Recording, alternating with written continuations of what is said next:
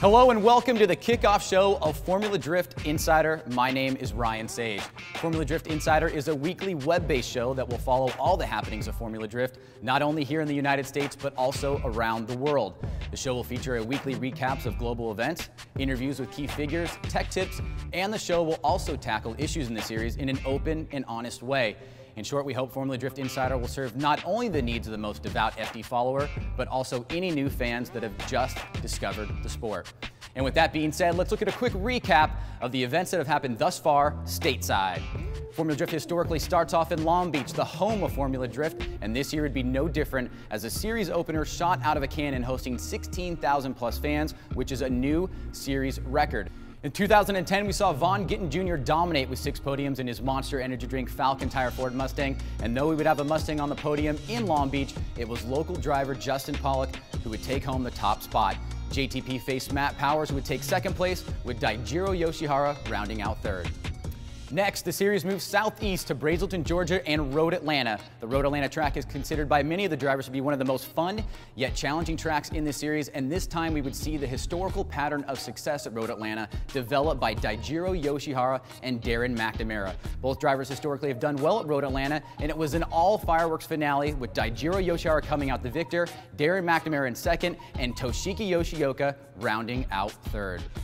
Formula Drift kicked off June with a brand new event at Palm Beach International Raceway in Florida, and this event would prove to be quite interesting from the beginning as Formula Drift officials scrambled to make adjustments to the original course layout that proved to be too dangerous after what was said to be an equipment mix-up. We got word from Formula Drift Operations Director Andy Luck, who said, "We were supposed to have ample barricades and catchments for debris, but when we did not, we went ahead and made the call to test without it.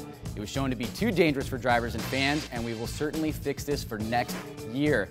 Judges Tony Angelo, Ryan Lantane, and Andy Yen redesigned the course, and we were underway in Florida. In competition, Daijiro Yoshihara missed his chance at a third straight podium by being overly aggressive against Kyle Mohan in the round of 32, and it would be Darren McNamara, Vaughn Gittin Jr., and Justin Pollock who would take advantage of this costly error by putting together an all-ASD, all-Falcon podium. JTP would beat Vaughn in the final, putting him in a comfortable lead for the championship against his teammates Darren McNamara and Daijiro Yoshihara. Wall Speedway, known as the Gauntlet to fans and drivers alike, was where round 4 of the championship would take place, and right out of the gate, Mother Nature joined the track by building a gauntlet herself. Friday afternoon, right after the field was qualified, a supercell storm came into the paddock and poured its chaos on the course for over 10 minutes. While the damage done was able to be fixed overnight and the sun shone the next day, chaos on the track would reign supreme with some incredible wrecks.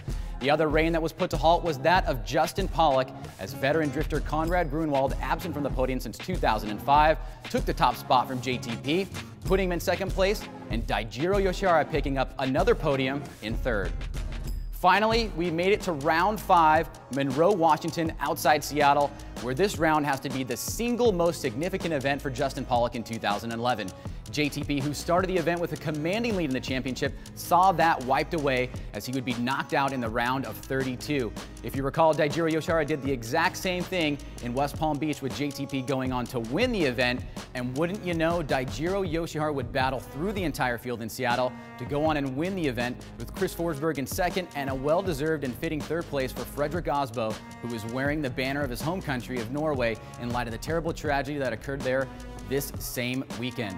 So that is where we stand in Formula Drift thus far in 2011. With only 2 more rounds to go, the championship is coming right down to the wire again. All that seems certain is that we might have a new champ this year, and that champ could very well be Falcon driver Justin Pollock. JTP, as he is known, is having a career season with podiums in 3 out of 5 events and 2 wins. We had a chance to get JTP off the track, out of his suit, to sit down with this Formula Drift All-Star. What I'd say to Dai would be, first, congrats on his win in Seattle. Way to step it up. Bad circumstance with my car, the clutch braking, and he had to really step it up to gain first place, and he did it. So good job to him. But going into Vegas, just try to keep it up because I'm going to be coming for you for sure. I got to step it up for the last 2 events, beginning in Vegas. I did pretty well there last year. Made a slight mistake in top 8, and it cost me pretty big. So I'm going to try to make no mistakes this time and finish up on that podium. You have to keep that in mind when you're on top, that anything can happen. I mean, I was getting a little comfortable going into Seattle, and look what happened. You know, it's unbelievable. You couldn't even like write it that that's going to happen, because that's like the almost worst case scenario. If we don't have any mechanical failure, I think I've had a really good season this year. I've been really focused behind the wheel. The ASD team and Falcon have really given me a great car this year. Starting out round 1, you know, we got to win there. And the car's been flawless, but when you start pushing the car real hard, things are going to break. And with the new powertrain from Ford Racing, the engine that we have, it's tough when you're, you know, kind of pushing the limits of everybody. You know, one of the fastest cars, one of the best setup chassis. When you're pushing that hard, things are bound to break. So we're finding the failures and you know, getting resolutions to them. So hopefully we'll be going in with a perfectly working car, and we'll be coming out doing what we do in every other event. All right, the first week's show is in the book, and now we turn to Marcella for a preview of next week's show. Marcella? Thanks, Ryan. On our next show, we'll preview round 6 at the Las Vegas Motor Speedway. We'll also be recapping the international events on the Formula Drift roster so far. The president of Formula Drift, Jim Lau, will fill us in on the proposed changes to our finale at Irwindale Speedway. As always, you can follow us on Twitter, like us on Facebook, and please email show suggestions and comments to insider@formulad.com. Finally, we invite you to head to our Facebook fan page, where we posted 3 different challengers for our Drift of the Week segment. Race there now, check out the action, and vote for your favorite drift. We'll see you next time on Formula Drift Insider.